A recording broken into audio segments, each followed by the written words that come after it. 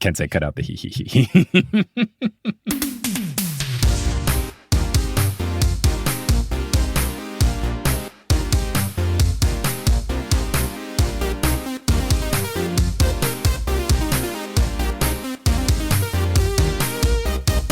Sup, nerds? It's basketball. Welcome to Horse, a basketball podcast about everything except for the wins and losses. My name is Mike Schubert, and I'm joined by my trusted co-host, us recording this podcast on Thursday night to the New York Knickerbockers game taking place in less than an hour. It's Adam Amawala. Adam, how's it going? Oh, man. How are you feeling?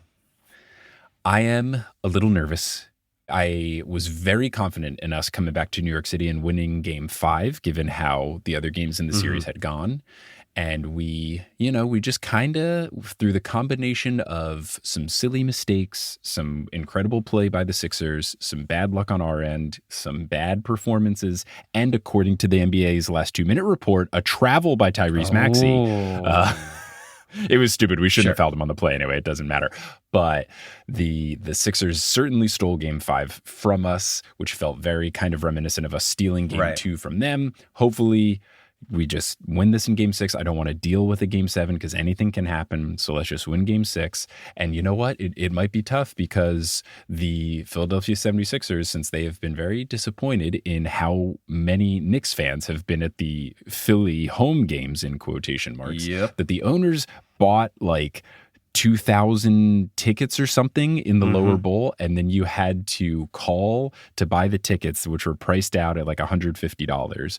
And then, which for context, like for playoff tickets for that seats, that's like incredible. And you had to like say you were a Philly fan. Couldn't you just lie about that? Is that like... Yes. This was going on. Are you a terrorist? Yes or no? This was all that was going on the Knicks subreddit. All they would do is they would say, are you a Philly fan? And you say yes. And they would ask, what's your address? So if you were just like, I live in Pennsylvania, like you just pick a random address on Google Maps. 123 Philadelphia Street, Philadelphia, Pennsylvania. Yeah. I live on Moses Malone Avenue. Like whatever you say. And then, so all these Knicks guys on the subreddit are like, hey, do you want to get $150 sweet tickets to the game? Just lie.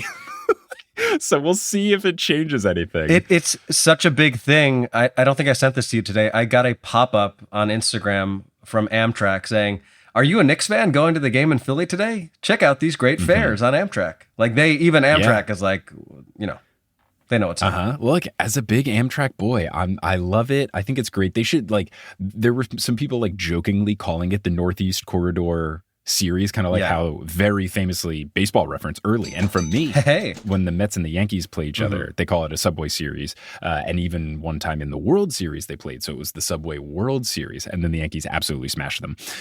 So I think if we really try to get the Northeast Corridor thing going, that would be fun, especially because this is the first time the Knicks and the Sixers have played in the playoffs since like the 70s or something. Yeah. I think it was like 78 or something like that. So it's been a long time. So this is very cool.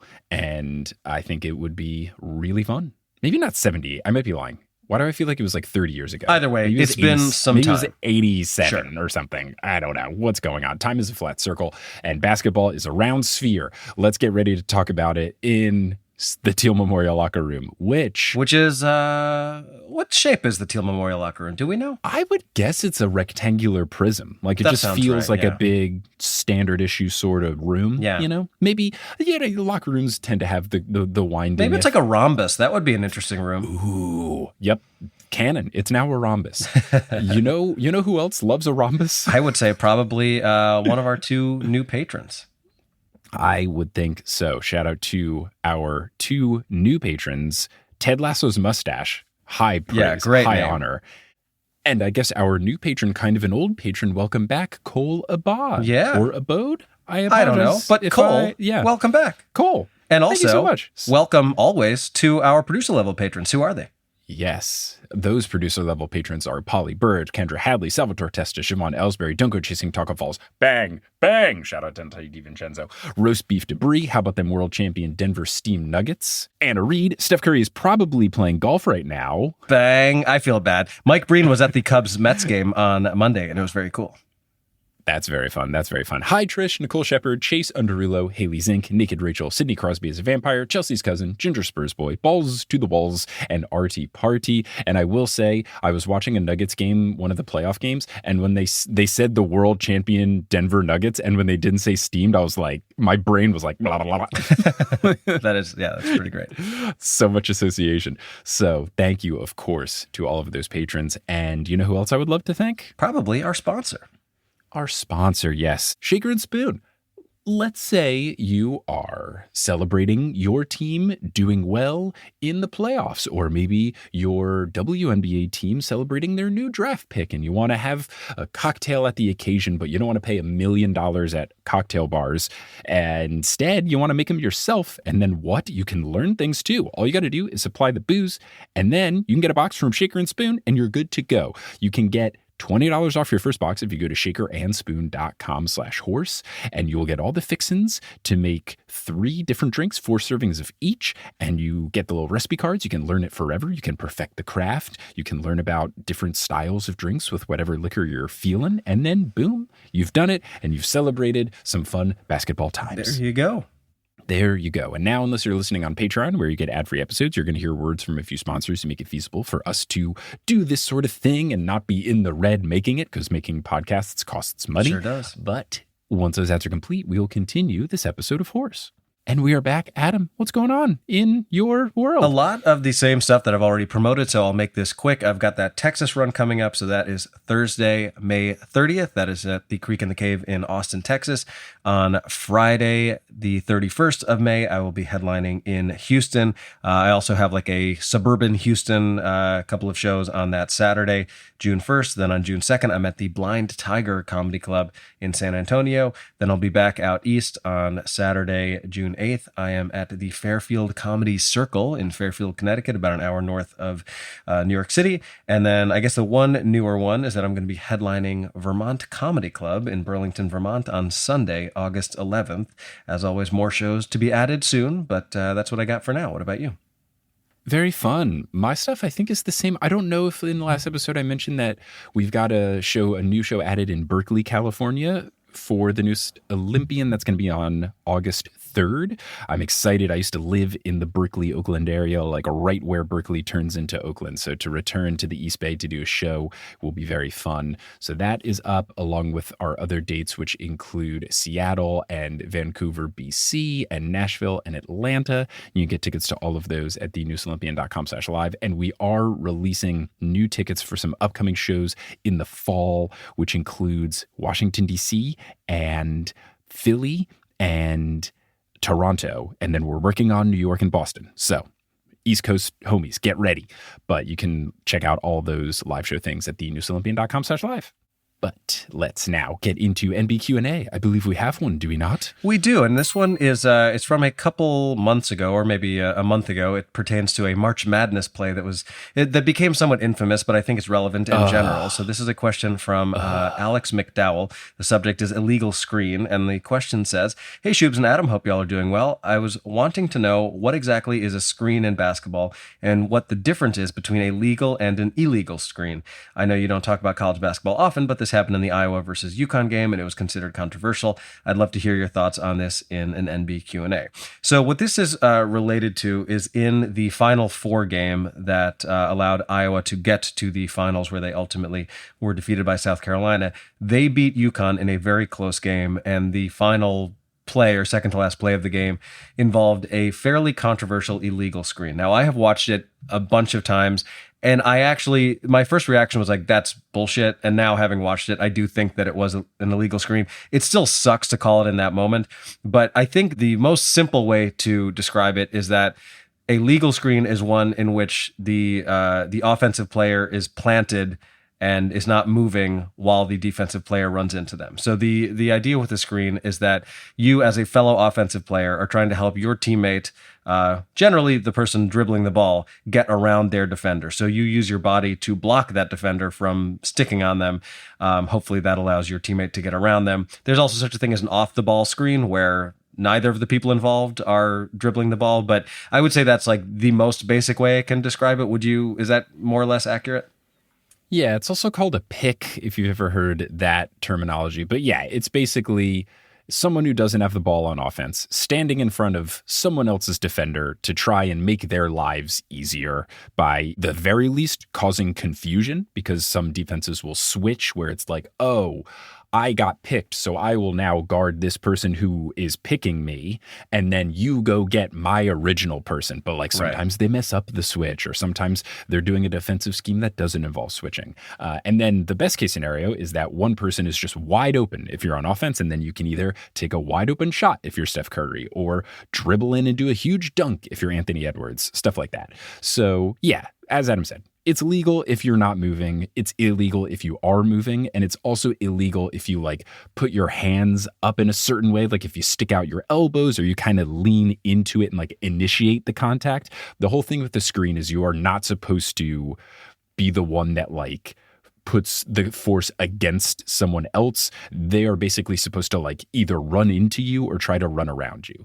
But also, as Adam said, usually doesn't get called like unless it's egregious. Right. And usually it's one of those things where like, and this will happen a lot in basketball, where there's certain things that like often will go against the letter of the law, but then they will only be called if it truly like gives someone an advantage. You'll see this with travels and carries, where like sometimes if you watch very intently when a player catches a ball after an inbound pass, like after a made basket and no one is around them, they'll technically take like 3 steps before they dribble because they're doing it very slowly, but like it didn't give them any advantage. Sure. So why call it? Yeah. Same thing with a carry ball if you're like just dribbling in place or something. That's usually what happens for an illegal screen. Like if it provides a huge advantage and someone gets a wide open shot because someone kind of leaned into a pick or shuffled their feet a little bit, then they'll call it. I think that's what people are upset about with this one is like, I think by the letter of the law, yeah, it was an illegal screen, but like the person who got screened was fine and like didn't really get taken out of the play. So when it's the fourth quarter and there's like 7 seconds left and it's a shot that can maybe tie the game, you don't want to call it. Tough. Like at the very least as a fan, you don't want to see it. And it was just so disappointing. But I have no doubt that on the other side, if it hadn't been called, then fans of Iowa would have been like, what the hell? That was a moving. This one was not egregious enough where I don't think so. That being said, after watching the Knicks and the 76ers play basketball multiple times against each other, Kyle Lowry needs to be arrested. Kyle Lowry needs to go to jail forever because every screen he is grabbing people like literally with his hands, which is super illegal. Yeah. And I think he should be punished by an official court. Not a basketball court. He should be duly reprimanded. Yes. I want the law to be thrust upon Kyle Throw the book Lowry. at him. Throw that bug at him. But yeah, that's an illegal screen. Thank you for this wonderful question. I'm sure many people were confused. And lol, I didn't even realize the pun I was making with legal and illegal and throwing the book at Kyle Lowry. Yeah. There you go. I didn't even pick up on it either. Yeah. So now let's get into full court press. Get it like the news. And we're going to keep this pretty quick, but talk about playoff stuff. We're recording this one on May 2nd. So the first round is underway. It has been very fun. Some series are complete. So let's start with those. The Thunder swept the Pelicans. I would say generally uneventful. Yeah. Just because the Pelicans were outmatched. They didn't have Zion Williamson. Time. Yeah. Yeah. It was one of those, okay. There was like a bit of a like, ooh, the Thunder, they're young and unproven. And they put all of that doubt to silence. Yeah. Similarly, you have the Celtics already beating the Miami Heat. They won 4-1. I think the fact that the Heat won one game was funny enough. Sure. Like that was a great time to not be a Celtics fan. And same thing, Jimmy Butler was hurt the whole series. So like, there was absolutely no expectations for them to win a single game. So the fact that they won one is cool. We've got the Mavericks and the Clippers in an intense battle. Currently, the Mavericks are up 3-2, and that would be technically an upset, but this is one of those like 4 or 5 series where it's like these are evenly matched teams. That's been a fun one. It's been back and forth. At least from my understanding of the series, it's been a little bit of like players either having incredible games or putting up absolute stinkers. Yeah. It's been very different from like the Knicks Sixers series, for example, which has been like mostly very intense, close games. And like there's been a couple like the Jalen Brunson game, I would say would be game 4. Right. And game 5 was like the Tyrese Maxey game. But like those have all been super competitive and back and forth. There was a whole bunch of stuff that happened after game 3 with Embiid doing flagrant fouls that should have been called for more and like kicking people in the balls, very Draymond Greeny. Yeah. There was a super intense ending to game 2. Adam and I talked about that at length in a video that's up on Patreon. So that has been a super intense series and I'm very stressed about it. Yeah, I would say the particularly notable game in the Mavs-Clippers series was game 4, where the Clippers on the road in Dallas got ahead of the Mavs by, I think it was over 30 points. They were up by like between 30 and 35 points. The Mavericks came all the way back to take the lead, and then the Clippers ended up winning the game and evening the series. But then the Mavs, it was a close game until late, and then the Mavs kind of ran away with it. So they're up 3-2. Their next game, it'll already happen by the time you all are listening to this. But yeah, that's been a good one. And honestly, I think like the Mavs could, if whoever wins that series, could give the Nuggets a bit of trouble, maybe. But I guess let's go there next. The Nuggets defeated the Lakers 4-1. It was a pretty close 4-1. Like the Lakers led, I'm pretty sure, in every game. I believe they led by double digits in at least 4 out of the 5, if not all 5. So a tough one to swallow if you're a Lakers fan, because the Lakers were a good team and they played pretty well. They just ran into the best team. Yeah, I mean, and the Nuggets, like in particular, just seemed to have the Lakers figured out, and Jokic and Murray were just incredible, absolutely incredible. I will say another funny thing about Mavs Clippers. I think the Clippers in the last game, the one that they did just lose by 30 points, they had a billboard, I think, outside the arena that was advertising. I don't know if like they put it up or it was something where it was like advertising flights from Dallas to Cancun, which is like the big joke of where NBA players go to vacation once they get eliminated from the playoffs. And then they lost by 30, which is very funny. Yeah. The Timberwolves swept the Suns 4-0, which is very surprising. People thought this was like the highest chance of an upset just because the Suns, who had like a disgusting season, at the end of the day, it's one of those like, well, you still have Kevin Durant and Devin Booker and Bradley Beal on the team and Grayson Allen, who's been playing very well all year. Maybe they can figure it out. This happened with like the Nets when they put together the Harden, Kyrie, Kevin Durant super team. And, you know, they didn't have like the greatest season, but then in the playoffs, it was just like, oh my God, they're so good. Yeah. People were thinking that might happen. And the Wolves just destroyed them. And I don't think anyone saw a sweep coming. And Anthony Edwards is playing out of his mind. He's unbelievable. I really think that there's a lot of great players in the league right now, but given his age, I believe he's only 21. Like, I really think he's going to be like the guy. I think a lot of people thought that about John Morant for a time, and I guess it's still possible. Obviously, he needs to clean up the off the court stuff, but yeah, Anthony Edwards has been absolutely spectacular. Already had like a signature dunk. It's been really fun. I watched that dunk live and it was just like, he's so fast. He's so fast. I don't know how you guard him. And speaking of so fast and speaking of becoming the guy, I think these playoffs have done wonders already for Tyrese Maxey. Yeah. Even Knicks fans were like so upset, but we like respect the hell out of him because he's playing so Absolutely well. Incredible. And Jalen Brunson is also, he's had like some struggles, but he's playing well. And that's what's great about the playoffs is when people like rise to the occasion. So it's cool to see guys like Maxey just step up and just show like, no, I'm a guy. And Anthony Edwards is doing that too, which is cool. Prayers to Chris Finch, who got run into by his own player, Mike Conley, Friendly like fire. tore his like patellar tendon. Yeah. You don't expect coach to get significant knee injury in a playoff game. And it was one of those things like they're reporting on it. And it's just so funny because these are the kind of things where like a player gets hurt and you're like, oh, how's this guy's Achilles? And it's like, oh, Chris Finch might not be able to coach. And you're like, what? What? That's not how that works.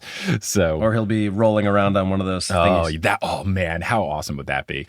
Good for him for whatever he can do. The Pacers are up on the Bucks 3-2. That's been an interesting one just because the Bucks have had injuries to Giannis and Dame. So it's been this weird, like they can't play everybody. The Pacers are leading right now. They're playing as we're recording. And the last I checked, they were up by 10. So I think, whoa, man, we'll see if they can close it out. Dame did play tonight. I don't know how effective he was or how much he played, but.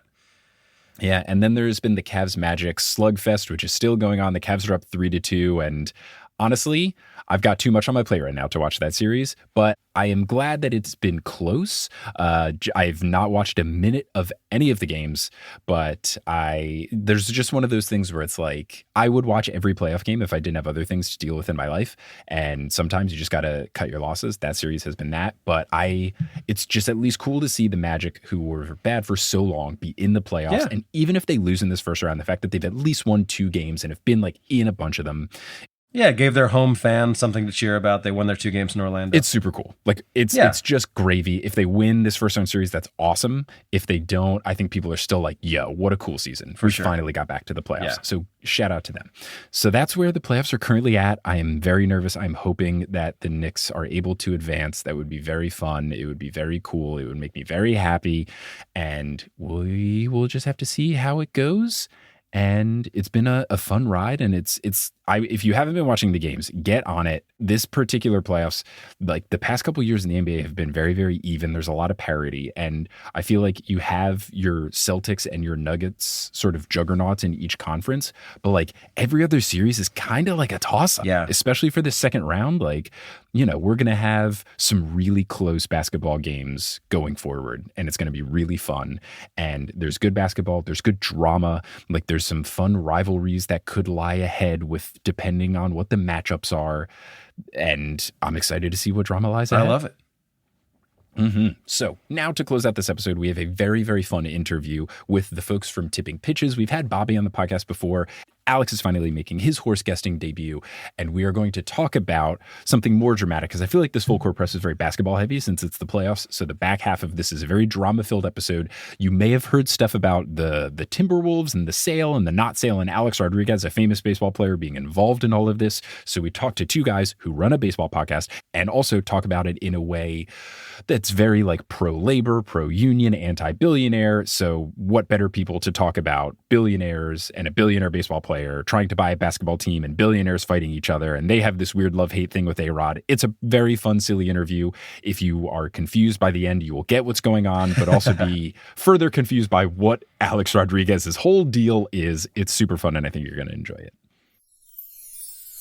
Hello, as promised, we are here finally for the full Tipping Pitches horse crossover event. We've got 4 microphones ready to go to talk about the perfect subject that blends not only our 2 podcasts, but the 2 sports that they cover at large. The perfect midpoint of baseball and basketball. It's Alex Rodriguez. So we've brought in the 2 biggest Alex Rodriguez appreciators, Bobby and Alex from Tipping Pitches. Folks, how's it going? Doing great. Excited to talk about his large body of work.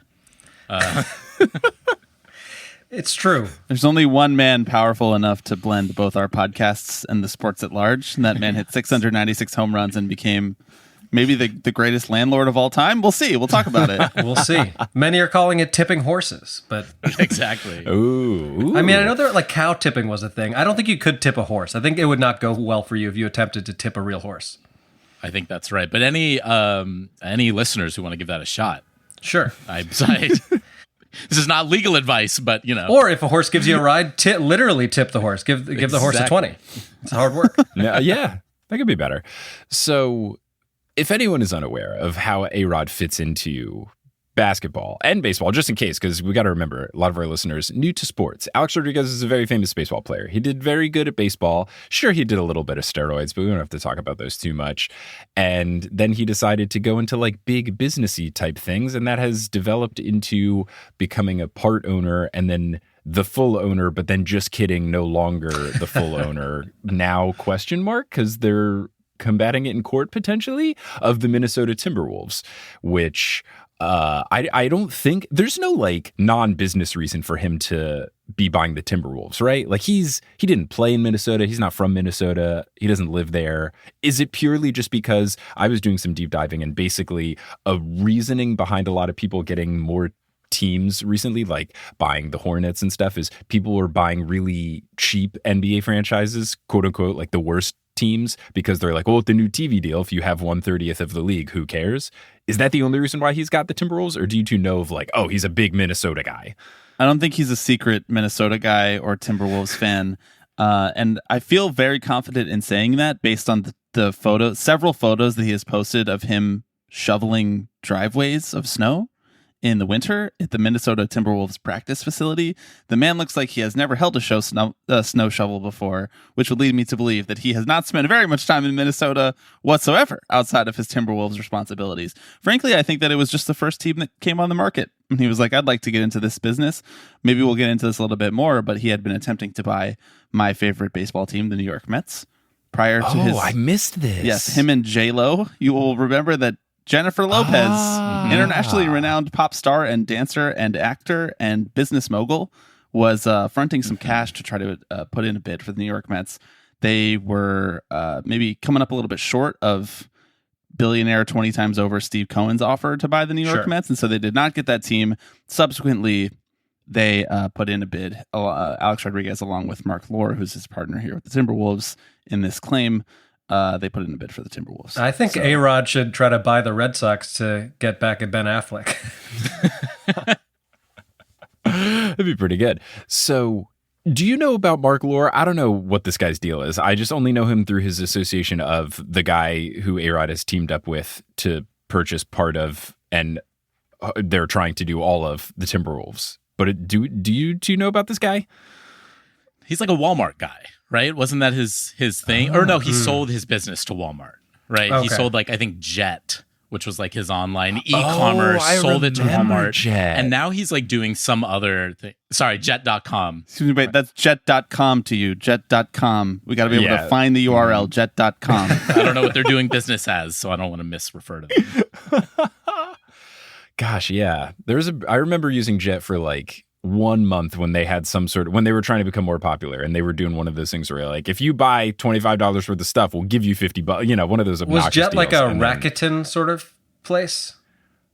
It sounds familiar. They were they had the purple logo. They made the J into a smiley face. It was when everyone was trying to be what if we were Amazon? Sure. And everyone was adding in. And half the time the goal is to just get acquired by a Walmart or Amazon anyway. That's the game. Absolutely. One of the looks like core you did features of Jet, according to Wikipedia, which is something that we do a lot on our podcast, we read funny segments of Wikipedia pages. One of the core features of Jet was the, quote, real-time pricing algorithm, which, as you all know, is a thing. You need to have algorithms to determine real-time prices. Sure. Otherwise, how else are you going to buy things? Yeah. Thank goodness for surge pricing. Surge wages, not here yet, but surge pricing, they're here. Well, and his new venture is Amazon for food delivery for groceries and stuff. I think it's called Wonder, which again, But doesn't Also Amazon also Amazon. have that? Yes. exactly. Yeah. Yeah. All of these guys are so self-referential. They're this is the Duolingo of tying your shoes. And I'm I don't even know what that means.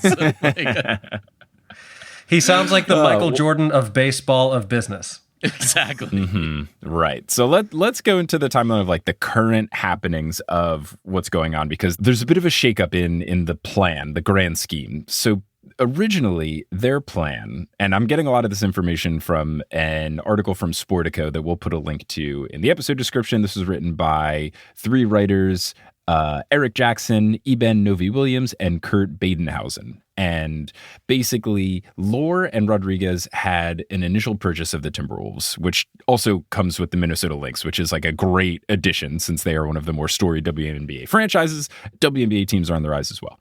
So they bought 20% stake in those teams in July of 2021. And they had what was unprecedented. It's a 3-year purchasing plan where they were going to continually get more percentage of the Timberwolves over time. So they had originally got a 20% stake. Then they got their second 20% stake last year, so in 2023, and that was composed of limited partner shares by owner Glenn Taylor, who is not necessarily the best person and owner. He's had a lot of frustrations with the Timberwolves. And then the most recent stake was a 40% stake that was supposed to have general partnership interests and all of the shares that weren't owned by Glenn Taylor. And then the final 20% was all Glenn Taylor's. So it was this thing where over the 3-year span, they were supposed to raise capital and buy certain portions and go on and on and on.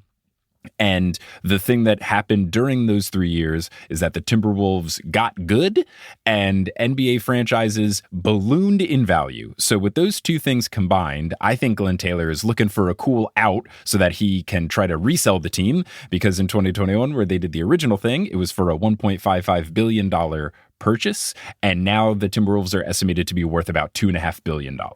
So I think that's why Glenn Taylor is trying to get this sale nixed. But also, A-Rod and Lohr seem to be struggling to raise the money, which does seem like a bad business practice if you're trying to own a team And owning sports franchises, at least in the NBA, usually means you're losing money every year so that you can later sell it for huge increases like this. Well, what I thought was funny, actually, is in the last couple of weeks, too, you started to get these stories that, Lore is like the primary person who's putting up most of the money in this process, right? And you were starting to get these stories roll out that, like, he was sort of feeling like he had done his side of the deal, and then it was time for Alex Rodriguez to pull his weight and start going and finding his own financing for this last bit, which A-Rod was having a lot of trouble. I love the idea of A-Rod sort of kicking his feet up on the desk and being like, we're going to own an NBA franchise. We're so ready. And Mark Lore's like, dude, you still have a couple things left on the checklist that you need to get done. And A-Rod's like, no, I got to take a selfie of my feet up on the desk to put on my Instagram, my incredibly bizarre Instagram. Yes. He's like, Mark, please stop calling me. I'm trying to make a YouTube video here, sir. Yeah. Like, I'm trying to, we got some views to harvest. Sounds like his bank account needs some steroids. Hey. So here's my question to the two A-Rod specialists here. Has he done anything to like become a big businessman, or is his money just because he made millions of dollars from his baseball contracts? Like, we'll see some players make a bunch and then invest a bunch, and then it's like, yeah, they made money, but then they also invested into this company, and then they actually made way more than they did during their playing days. Has A-Rod done any of that, or is he just kind of like riding off being A-Rod? He has done that. He grabbed those bootstraps and he pulled them right up. Right. He had how much money did he make in his career? Like $300 million. He had like a $300 million head start on the four of us here, but that we could make up that ground just through podcasting, most likely, right, guys? You guys sure. We'll get there. Making in like $300 million a year, maybe. Yeah. In early in his playing career, so dating all the way back to 1996, he became a very business-minded player. You see this a lot nowadays, especially where like guys think of themselves as a 360 business. I'm not just a baseball player. I'm not just a basketball player. I'm not just a football player. I'm a brand. Well, A-Rod has been doing that for the last nearly 30 years. A-Rod Corp, which is the thing that houses all of his businesses, which then at some point in the last 2 or 3 years went public by merging with another company that was already public. This is called a SPAC. Which Alex knows. Well, actually, we should be clear. I think you're referring to Slam Corp, which is a subsidiary of A-Rod Corp, right? Which then merged with a direct, which you can now buy stock of with the trading on the ticker Slam, which is actually kind of cool. Yeah, that is cool. How many stocks do you each own of Slam? Well, I tried to get Alex to buy one live on the podcast the other day, but like he had to re-download Robinhood, and then I was kind of like, hey, we still have to talk about like real topics, whatever. So I do think that some of our listeners went and purchased Slam stock, which the shares are only $11. Is that terrible? Let's GameStop this thing. Was it market manipulation for us to tell people to buy that stock live on the air? I don't know. You tell me. Right. You tell me. It's been on the up and up for the past 3 years. Yeah. It looks like a great stock. So early in his career, he took a lot of his early earnings and he decided to invest them via A-Rod Corp. For a long time, it was kind of unclear what he was investing those things in. It's now believed to be through various interviews that he has done in millions of places at this point, on his own podcast, on Barstool podcasts, on CNBC, on his own YouTube channel that will listen to him talk about finance, because the guy does not want to talk about baseball anymore, which is a really interesting piece of the whole Alex Rodriguez experience nowadays. He hates... Isn't he paid to talk about baseball on broadcast? Like, isn't he one of the guys on Fox or whatever? Yes, he does not want to talk about his own career, really. Maybe because of the steroids. Right. When it comes to Alex Rodriguez, it feels a lot like he is trying to make up in his business ventures for what he can't really talk about legacy-wise with his playing career at this point, or doesn't want to talk about legacy-wise. I would argue that people would be interested in hearing from him about his 696 home runs. He wants to get into the investing Hall of Fame. Yes, exactly. They'll actually let him in there. He would like to become the Warren Buffett of retired baseball players, quite literally. Warren Buffett is a guy that he names all of the time as his mentor. So it's believed to be early in the A-Rod Corp business venture that he was just buying a lot of real estate. So we like to call him our favorite landlord. Yeah, but he's like trying to be Warren Buffett with Jimmy Buffett money. Like, he is rich, but he's not like as rich as he thinks he is, maybe. Exactly. Yeah. And then he started to, as we say in the business world, he started to diversify. So he started to do more tech investing, more wellness investing, more entertainment stuff. SlamCorp is most notably now doing like Bluetooth phone technology, satellite Right, phone it's like technology. satellite phone technology. Yeah. I don't really know what the money is there, but don't question Alex Rodriguez, I suppose. So yes, he has, at this point, a long-winded way of answering your question, Mike. He has ventured out beyond just his baseball earnings, and he is thought to be, I guess, a good investor. He teaches a business class at Stanford, if that means anything to either of you guys. It means everything. I don't know, to me. man. Yeah. Go Cardinal. Sure. It feels like most instructive to think of all of this as like a networking opportunity for him. Like he is a sort of walking, talking LinkedIn profile, Right. you know, where he's got the references, he's got the resume, and then you peel back the surface and you're kind of like, what is like driving all of this beyond like the grind set, quote unquote. He feels like someone who would unironically end a conversation by saying, "Let's link and build." Absolutely. I mean, yes. There's And a whole credit to him, like he has made some shrewd decisions. Like he's kind of a strange character, but a lot of people make millions of dollars playing whatever sport they play, and then they squander it or, you know, gamble it away or do whatever. Like he's done pretty well for himself. 100%. He gave like $30 million to the University of Miami to rename their baseball field. Like his real estate, the wing of his real estate business like manages $700 million worth of real estate assets. So it's like he's throwing around a lot of money. Unclear how much money is like in his name or liquid to him at any current moment. So that's why, dating back to all of the various issues over the 3-year span since they made the purchase from Glenn Taylor. I love how you can just like put NBA teams on a firm now, by the way. Like that's just like you can just lay away NBA teams. I thought that like showed that you had the money. That's interesting. It seems like he was the side of the business partnership that was struggling to come up with the actual United States dollars when they needed each individual $250 million installment or whatever. Right. So that is what kind of caused these issues was not necessarily having the liquid money to do so. And that is what Glenn Taylor has been citing as the reason that he is voiding the sale, because they released a statement through the Timberwolves, but it's basically just Glenn Taylor. And they said in part of it, under terms of the purchase agreement, the closing was required to occur within 90 days following the exercise notice issued by Lauren Rodriguez. That 90-day period expired on March 27th, 2024. Under certain circumstances, the buyer could have been entitled to a limited extension. However, these circumstances did not occur. And then my favorite thing about this is that Glenn Taylor leaked through Woj, my favorite reporter who's not really a reporter. He's just like the person who tells He's a conduit. so-and-so that you have he's just like, oh, Rebecca has a crush on you. You should ask her to prom. Like that's all Woj is as a reporter. He's the fifth guy in the whisper down the lane chain. Yes, absolutely. Gosh. So he released this thing where Glenn Taylor apparently, and I guess this is just to try to win favor, also voided it because Lauren Rodriguez submitted some sort of payment budget plan to him saying that they were going to cut the payroll in the next season. And the Timberwolves are specifically in like a weird position contract wise, where if they have an owner that's ready to say, fuck it, we ball and just pay way over the luxury tax, they could be in a great position. And that's things that like the Warriors did this whole run with Clay and Draymond and Steph. It was just, you had the owners being like, screw it, we will pay more in luxury tax than the Detroit Pistons are paying in salary. Like, we're just going to go all in and pay way more penalty money than anyone normally would so we can keep a good team together. And if you have an owner that's going to do that, that's great for the Timberwolves.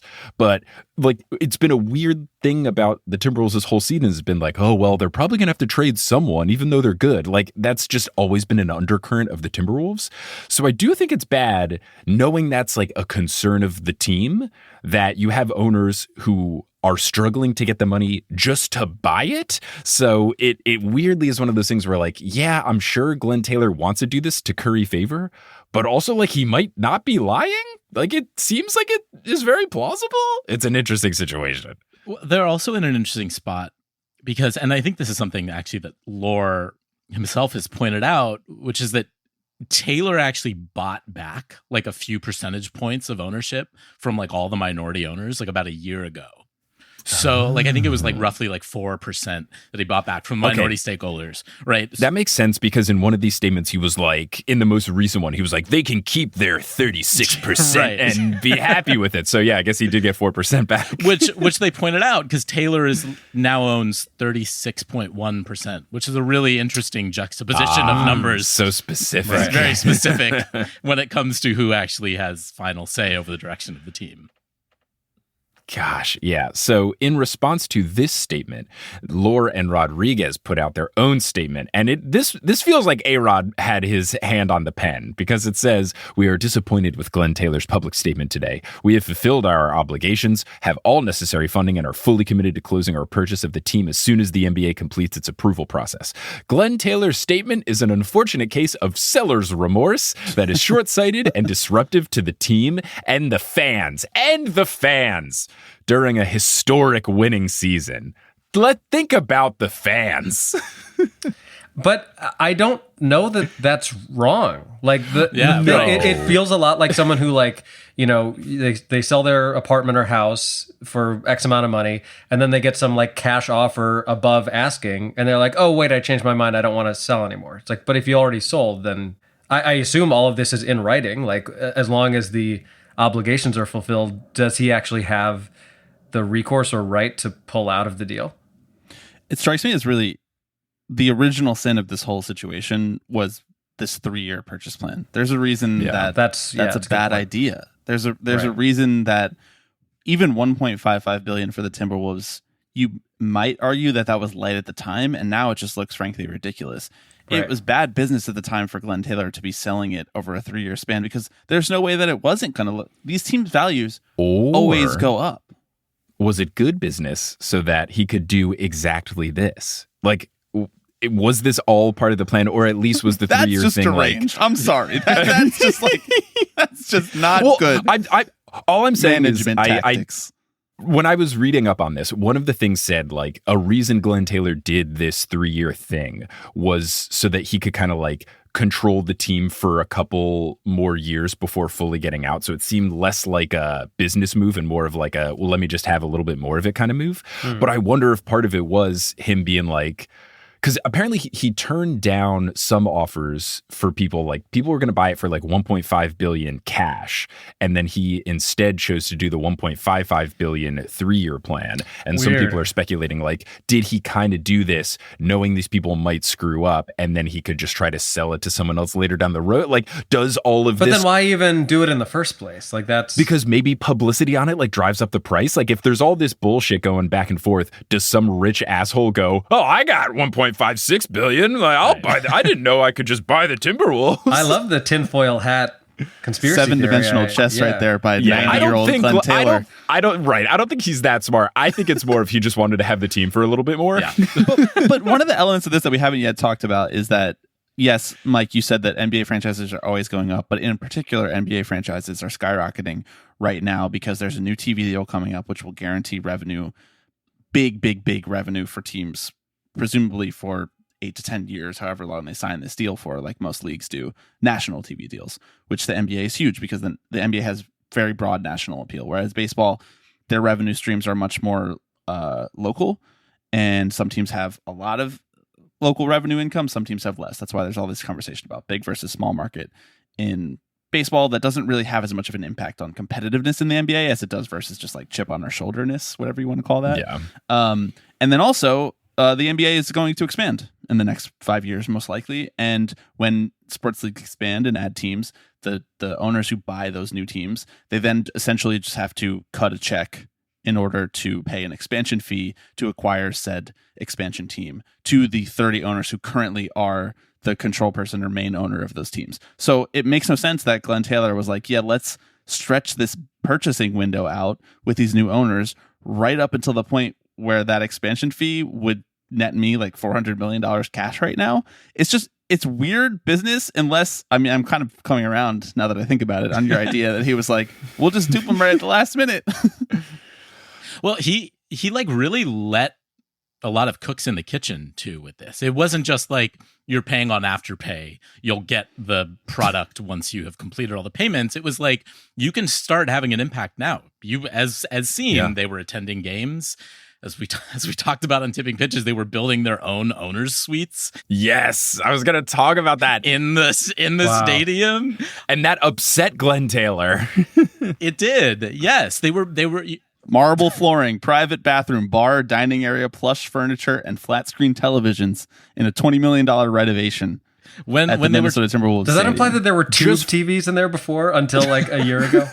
Like why clarify flat screens? All TVs are flat. I know that's exact. Thank you, Adam. That's exactly what I said on Tipping Pitches. You can't buy not flat screen TVs anymore. You can't buy a box set TV.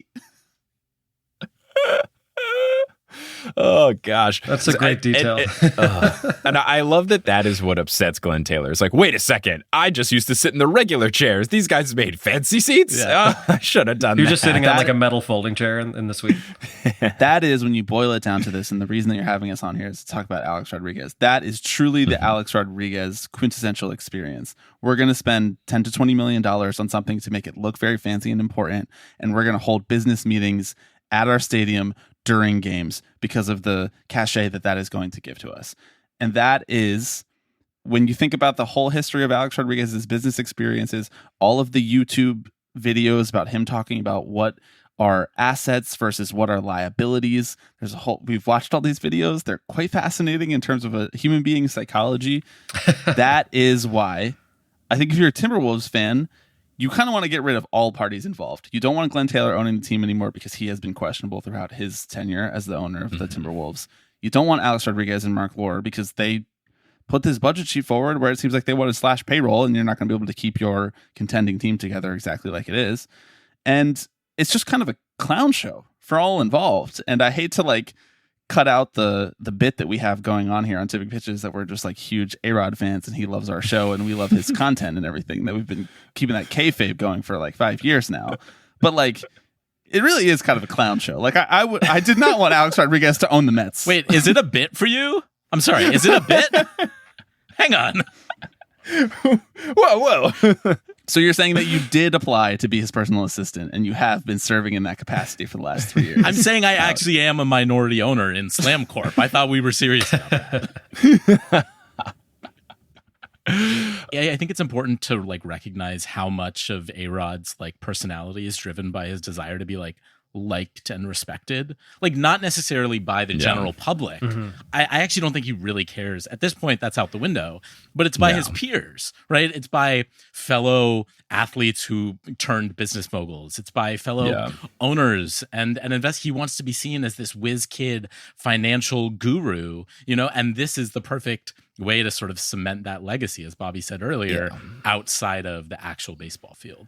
I think he wants to be Mark Cuban. He wants to be celebrity because of shrewd business moves. He wants to be on Shark Tank at the Timberwolves games cheering. That's what he wants to be. If he was trying to be more appealing to the general public, then he wouldn't be buying a current team. He would be saying he's going to buy the Seattle expansion team. And he would just be the owner that doesn't own that much, but they're yeah, one of our owners is A-Rod. He would be doing that move. I feel that's not what he's doing. Yeah. The Minnesota Timberwolves, they love A-Rod and Minnie.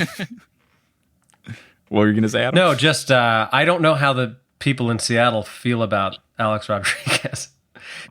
Yeah. I feel like that would be maybe he would buy them and then move them to Texas. Gosh, I mean, A-Rod is one of the fascinating.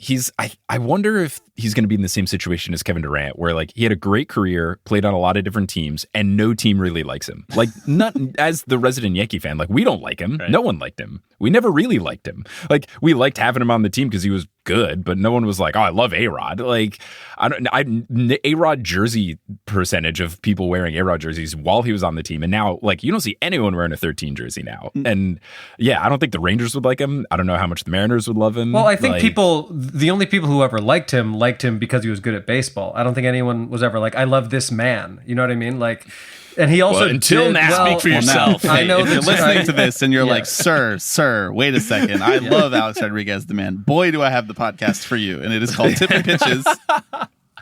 I know. I'm sorry. Alex I know it's not a Rodriguez's bit. favorite podcast. I know it's not a bit. Yeah, but he also did things as a player that were kind of suspect, like smacking a ball out of someone's hand as he ran to first, or screaming during a pop-up, like things that are objectively kind of Bush League. So I don't think that helped matters either. But Alex and Bobby, do you feel like, is Alex Rodriguez someone who actually is good at business, or has he just hired the right people? Oh my God, what $1 million question, no pun intended. What do you think, Alex? Because we make this joke all the time, and we kind of like, as a podcast, like philosophically, I'm not sure that we believe that anybody is really good at business. We just believe that some people are rich and they can just throw that around all of the time. Like, I don't know what good at business means, but I'm really fascinated to hear what you think about Alex Rodriguez's business acumen. I mean, I think he's fine. He's in like the 50th percentile of business people, right? Which is to say that like he goes through the motions and does the things that you need to do, but like, has he necessarily... He buys low and sells high, you might say. Yeah, quite literally. You know, he manages his assets. He looks at risk versus reward. He does all of those things that like you're supposed to do. And then it kind of works out. And it doesn't really matter like if he's a billionaire or 100 millionaire, because like we're talking about him, right? So I guess in that sense, like he's a good enough business person to like stay in the narrative. I feel like if you go from having $300 million from your previous job and then you expand that in real estate, well, like, yeah, if I had infinite money, I would just buy a home in New York. Like, oh, I'm a genius of business. I bought a house in a place where people want to live. Yeah. Like, it's not that hard. Guy who may or may not actually be good at business, but is in the public eye. People talk about him a lot. And he's like famous, but it's unclear whether or not he's actually liked. He's going to be president. We've seen this before. It's happening again.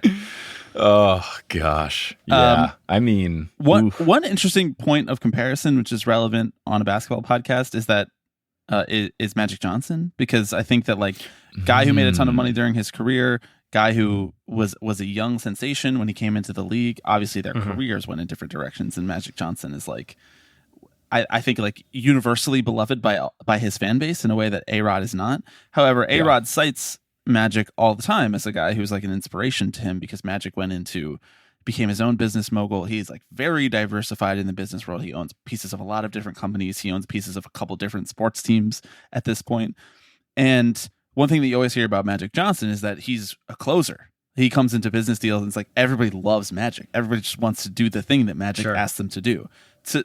From that perspective, Adam, I don't think A-Rod is good at business in that way. I don't think A-Rod comes into the room and a bunch of people are like, well, we have to do what that guy said, because I don't know if anybody can understand what he's saying. He talks in such roundabout ways. It's unbelievably hard to parse. I have proof of this because in that Sportico article, one of the like owners of the Timberwolves like remained anonymous. The article says there is a limited partnership discount with sports teams, and some investors joked about needing an A-Rod discount if they had to answer to the retired baseball star. So he has the anti-Magic effect. People want to say like, I'll give you more money if I got to listen to you. And this is very exciting. So I didn't want to tell you guys to make you nervous, but Magic is actually watching this right now, and he just tweeted, there are 4 men recording a podcast. They are speaking into microphones. Magic is interesting because that's the kind of insight we need. He had a terrible run when he owned the Lakers for like 5 minutes. And didn't he own part of the Dodgers? So I guess from the baseball perspective, was he good? Was he terrible? Did he do anything? Okay, but again, he owned like 0.5% of those teams, though. Like he was not the owner like 200 other people.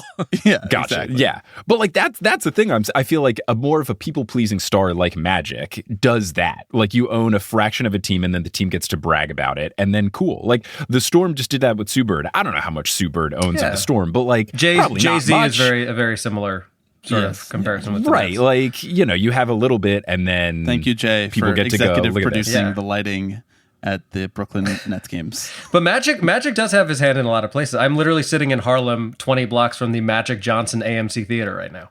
Yes. A famous movie theater in New York City. Legendary location.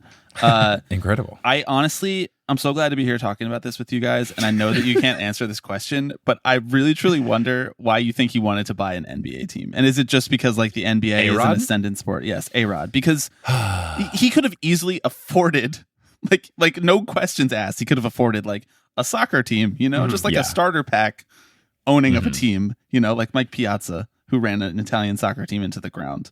Very famous. Yeah, he could have done that in his sleep, but he tried to get in with the big fish, and it looks like he got burned a little bit. I think it's because it's similar to real estate. Like buying an NBA team, if you have the money, which seems like the limiting factor here, but if you have the money, it is like the most no-joke investment as well. Like the Timberwolves were bought in 1995 for $88 million. And now we're talking about them being sold. If they were to be sold today, they're valued at $2.69 billion. Like it's another no-joke, of course, investment that always works. So I think it was a combination of that, and it's cool. And I think that's like exactly what A-Rod is trying to do. No risk business stuff, and then it's kind of cool. Look, he's at the games. He's wearing a Timberwolves hat. Like, I think that's exactly why he did I think it speaks more to the idea that you mentioned, Bobby, earlier about like that he wants to be Warren Buffett. And it's like, if you're going to ask yourself, WWWBD, Warren Buffett would not buy some MLS team. He would buy an NBA team. So if that's the kind of guy that A-Rod wants to be and who he's trying to emulate, maybe he can't pull it off because he doesn't have the financial means. But I think he wants to be at the table with the big boys. So he's only considering something that would be like a big boy move. Which again, I like sort of speaks to his limitations as like a business person, right? It's like he can't fully shake that ego. Right, I'm sure it would be incredibly. You could create a whole business around owning, the soccer teams or whatever it is, but it's not zeitgeisty enough. I mean, he could have just bought the Minnesota Lynx. Right, exactly. Like if it was about like the percentages, like I don't think it's about like seeing good, look at what he turned this into that, because I just don't think it interests him to buy a WNBA team for, a couple million, and then now they're worth hundreds of millions. Right. I think he wants to be, like Adam is saying, at the table with the billions. Yes. It's not about like, look how good I am at investing. I think it is, look how cool I am and good at investing, and I'm cool. Respectfully to the Lynx, like they're part of that deal in the sort of like Amazon, you might also like sort of way where like they're just kind of thrown in with the Timberwolves. Yes. I do think that tracks for me because so much of the A-Rod experience is the psychological elements of business.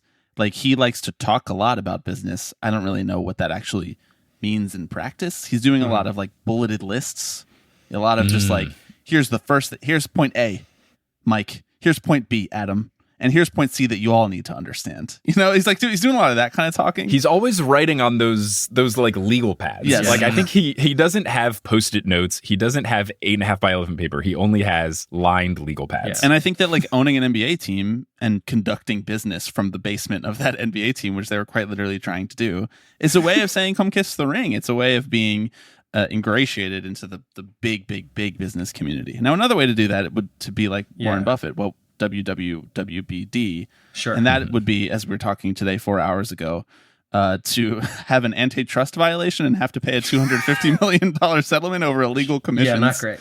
on real estate. Not great. He does love his lists. I'm sorry. I was just going to say, like it seems like his whole online persona is like he's trying to be Alec Baldwin and Glengarry Glen Ross. Like he just wants to like come into the room and be like, always be closing. That's kind of his. It's like him like saying a lot without actually saying very much at all, but in a way that sounds polished enough that you're like, this guy might really know what he's talking about. Yeah, it's a lot of like kid in class bet on who yourself. Didn't do the reading. Yeah, exactly. Yeah. Yeah, it's a lot. Be undeniable and bet on yourself. Yeah, I think you're right. He's LinkedIn become a human. Like I think that's a perfect summation. So there's one thing that I want to touch on to close this is that the statements went back and forth from Glenn Taylor's statement and then the A-Rod Lore statement, and then they asked Adam Silver about it, and Adam Silver's response is perfect. Just said, "quote There's no rule for the league in that process." We're out of this, guys. You figure it out. We're gonna put the sport just forward. Homer Simpson into the bushes meme. We have no part of this. Don't the NBA, huh? Oh right, the Timberwolves are in our league. Yeah. Oh no. That's very. I'm gonna funny. let you guys sort that one out amongst yourselves. Yeah. And then I'm going to come in here. I'm going to give an interview about how we definitely did not change how refs officiated the game halfway through the season this year. No. It's fine. We're going to word soup on the low post, and then Zach Lowe will trash us on the next episode, which is An all-time move. Now, one final thing. I did pull up Robinhood on my phone, and I do have enough money to buy Let's do it. a stock. Let's start this train. Live on I it. mean, Here Alex it is. walked so you can run. Can I buy one? Let's hold How the do line, brothers. Let me see. I'm gonna search. To the moon. Let's go. I've got $16 worth of buying power. The stock is only $11.05. I'm gonna hit buy. You'd be crazy not to at these prices. You can't, Mike. At these Mike, prices, you can't afford not to buy it. Bang! It's in. Wow. I'll give you a double bang for that one. Bang! Bang! So we'll see how that goes. But on April 26th, I purchased one share of Slam after talking to the A-Rod experts for a good 40 minutes. I'm glad we talked you into buying his stock somehow. I don't know, like you came out of this and you were like, yeah, I trust his judgment. If anything, this will just be a social experiment of the A-Rod mantra. And, whether I make it big or strike out on this stock, we'll just have to see. But Bobby and Alex, thank you so much for joining and lending your A-Rod expertise. If people want to find you talking about A-Rod and I guess other stuff as well, where can they find you? Tipping Pitches, wherever you get podcasts, tipping_pitches on Twitter. Probably we're on Instagram too. We're going to be posting there. Probably not our faces though, because, I don't love to be perceived, which is a tough thing for us. But Tipping Pitches, wherever you get podcasts. And if you really, really like it, and you just love this segment so much, Tipping Pitches Patreon. Check it out, patreon.com/tippingpitches. We feel a real kinship with you folks because we are horse_hoops on Twitter because horse hoops was banned. Yeah, not even just taken by someone. Banned. The account is banned. Yeah. And it's been banned since we started the podcast years ago. Wow, what did they do? Did they tweet at Elon? We'll have to say that. We end every episode by saying what horse hoops was banned for. So they got banned pre-Elon. I don't know if they angered Pre-Elon, if you will. Whatever. Pre-Elon, Right, yes, of course. Thank you. But no, seriously, Bobby and Alex, thank you so much for joining, lending that expertise, and letting us have a fun chat about the man, the myth, the legend, Alex Rodriguez. Thank you, my friends. Thanks for listening to this episode of Horse. Horse is hosted by Adam Amawala and Mike Schubert. Our editor is Kensei Saramaki. The music is by Bettina Campamanes. The art is by Alison Wakeman. The website is by Kelly Schubert. And the social media is by both of the Horse Boys. Thank you to our producer-level patrons, Polly Burge, Kendra Hadley, Salvatore Testa, Siobhan Ellsbury, Don't Go Chasing Taco Falls, Bang, Bang, Roast Beef Debris, How About Them World Champion Denver, Steamed Nuggets, Anna Reed. Steph Curry is probably playing golf right now. 4. Hi Trish, Nicole Shepard, Chase Underulo, Haley Zink, Naked Rachel, Sidney Crosby as a Vampire, Chelsea's Cousin, Ginger Spurs Boy, Balls to the Walls, and Artie Party. Follow us on Facebook and Instagram at Horse Hoops and on Twitter at Horse_hoops because Horse Hoops was a Philly fan that sold one of their tickets to the Knicks fans. That's really, just devastating the Philadelphia sports world, is that people in New York can take public transit and buy tickets that are like a third the price. It's certainly cheaper to buy tickets and to 1,000%. Amtrak tickets. It's no question. But yeah, that guy, they found out that he was a Philly fan and he sold his tickets to Knicks people. So the Sixers owner actually got their Twitter account deactivated. Well, actions have consequences. That's what happens sometimes. You can go to our website, horsehoops.com, for links to all the stuff we talked about today, including some A-Rod related Yes, drama. and you can go to patreon.com/horsehoops to support us, hear us talking about not only that Knicks-Sixers game 2, but also the wild ending to the Lakers-Nuggets game 2, and a whole bunch of other stuff is on the Patreon as well. And you can go to horsehoops.com/merch for Sup Nerds shirts and a bunch of cool digital items. Fun stuff all around. But we'll close out this episode by saying something on the count of 3. I mean, listen, I think Go Knicks is kind of the obvious one, but if I may, I'm going to give you my Go Knicks right now, so Go Knicks. Thank you. But I have a very good friend who's a horse fan, and he and his wife just welcomed their first child, and I don't want to mention his name, but I do want to offer my congrats. So on 3, I would love to do a congrats to my buddy. All right, yeah, we'll just say congrats on 3. Yeah. Love that. All right, 1, 2, 3. Congrats! Congrats!